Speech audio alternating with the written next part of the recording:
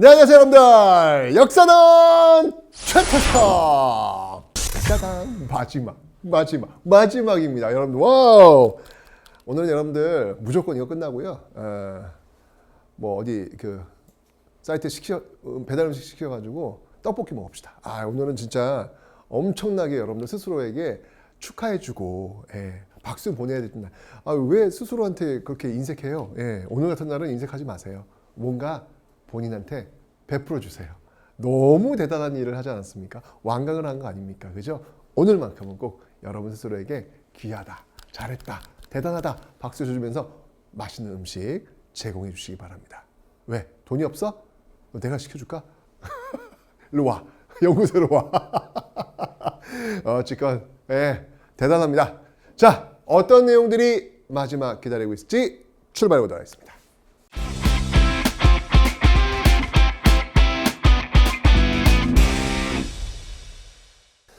자, 이번 강의는요 여러분들 경제입니다. 우리가 앞 강의에서 정말 그 민주주의의 기적, 대단한 기적을 우리가 배웠고요. 이번 시간은 한강의 기적, 경제의 기적 아니겠습니까? 야, 정말 6.25 전쟁으로 우리는 정말 구석기 시대로 돌아갔어요. 아무것도 없는, 사람과 돌밖에 없는 그런 곳에서 정말 세계인들이 깜짝 놀랄 만큼 엄청난 경제 대국으로 성장을 했다. 이거는 기적입니다. 이건 정말 자랑스러워 하셔도 돼요. 아니, 이런 걸 국뽕이라고 하면 저는 하겠습니다. 이런 역사는 세계 인류사에서 많지 않아요. 자랑스러운 역사 맞습니다. 자, 우리의 그 앞세대들이 만들어낸 그 기적의 역사, 어떻게 만든 건지 한번 그 내용을 살펴보도록 하죠. 자, 우선 이제 이승만 정부부터 한번 살펴보도록 하겠습니다. 하나씩 볼 텐데, 이승만 정부 때는 이제 6.25 전쟁을 이제 거쳐가야 되기 때문에 너무너무 가난했던 그런 시기죠. 아이고. 그래서 그 당시 이제 원조 받으면서 살았던 그런 시대인데, 어쨌건 이승만 정부, 대한민국 정부가 수립되면서 해야 될 게 두 가지가 있다고 제가 설명드렸잖아요. 반민족 행위자들을 처벌하는 것, 그 다음에 농지개혁하는 것. 이 두 가지가 가장 중요하다고 제가 설명드렸습니다. 자, 여기 보시면 알겠지만 그 농지개혁을 지금 하는 거예요. 그러니까 재헌헌법에 의해서 규정이 되었던 그런 내용들입니다. 재헌헌법에서 농지개혁 하겠다. 근데 북한 같은 경우에는 무상몰수, 무상분배, 무상으로 이걸 다 해냈어요. 물론 나중에 이건 협동농정화 되기 때문에 사실은 어떻게 보면 의미가 없지만, 어쨌건 간에 무상몰수, 무상분배라는 소식이 들렸단 말이야. 그러면 이제 남쪽에서도 그럼 우리는 안 해?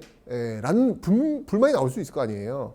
근데 우리는 자본주의 사회이기 때문에 사회주의 국가처럼 무상몰수, 이거 뭐 안 돼요, 이거는요. 그죠? 어떻게 해야 될까? 그 방법을 유상매입, 유상분배로 정합니다. 그러니까 어느 정도 그 토지 이상이 되면 돈을 정부에서 주고 정부가 수용을 하는 거예요.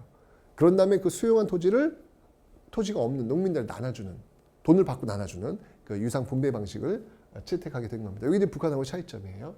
자, 유상매입의 그 기준, 3정보 이상이면 무조건 국가에 반납해야 됩니다. 이거 대단한 거 아닙니까, 여러분들?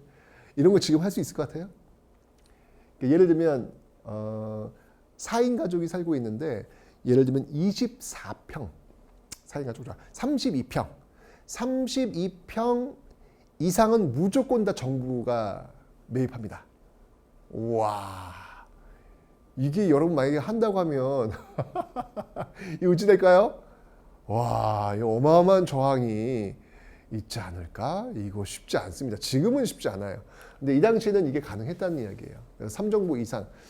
3정보 이상이면은 대략 한 1정보, 이게 사이즈가 매번 다르긴 한데, 운동장 한 3개 정도, 학교 운동장 한 3개 정도, 그 정도를 떠올리시면 될 것 같아요.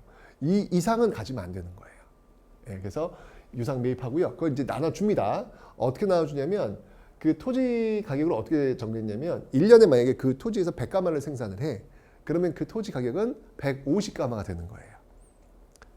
1년 생산의 150%니까. 그래서 이걸 5년 동안 분할해서, 그러니까 159만이니까 매년 30가마씩 내면 되겠네. 그죠? 100가마 생산해서 30가마씩 갚아 나가는 거죠. 그럼 그게 내 땅이 되는 거예요. 이런 방식으로 유상매입, 유상분배 이런 방식으로 해서 결국은 지주토작지를 소멸시켰죠. 왜냐면 이거는 자작농, 스스로 경작하고 있는 농민들을 만들겠다가 목표였기 때문에 이제 누구나 다 토지를 갖고 있는 거예요.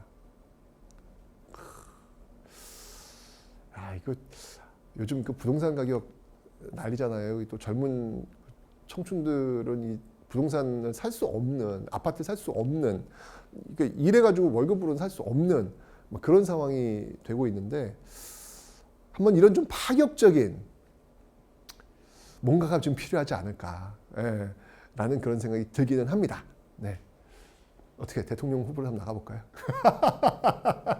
자, 어쨌건 굉장히 지금 이게 우리가 좀 쉽게 얘기하고 있지만, 이거 엄청난 파격적인 어떤 그런 방법이었다라는 거 기억하시면 되겠습니다. 결국 이제 이것이 성공했어요.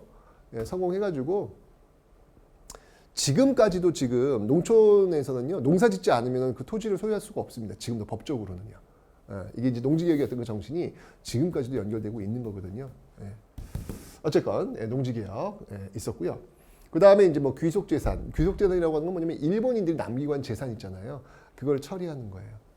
예. 요 귀속재산 처리하는 그 과정 속에서 우리나라 그 대기업들 많이 탄생합니다. 원조 경제, 자 미국의 잉여 농산물이 이제 들어와요. 예, 도와주는 거죠. 면화, 설탕, 밀가루. 면화 색깔 어때요? 화이트, 설탕 색깔은 화이트, 밀가루 색깔은 화이트, 다 하얗잖아. 그래서 세계의 하얀 산업, 그래서 300산업이라고 하는 거예요. 예. 보시면 알겠지만 설탕 같은 경우 여기서 이게 지금 삼성전자의 모태가 되는 거예요. 예, 여기서 제일제당 이거 시작해가지고 삼성전자까지 오는 거거든요. 대기업들이 이제 이렇게 출발하는 겁니다.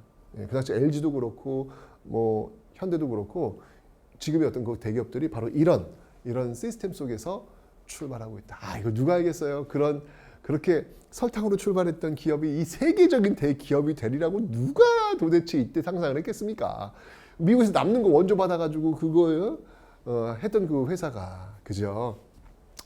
기적이에요, 기적. 예, 정말 대단하다라는 이야기밖에 못하겠습니다. 어쨌건 이승만 정부 때는요 못 살았어요. 되게 너무 가난해가지고 원조 받으면서 그 과정에서 300산업이 발달했고, 그리고 농지개혁을 시행하고 있었다라는 거 기억하시면 되겠습니다.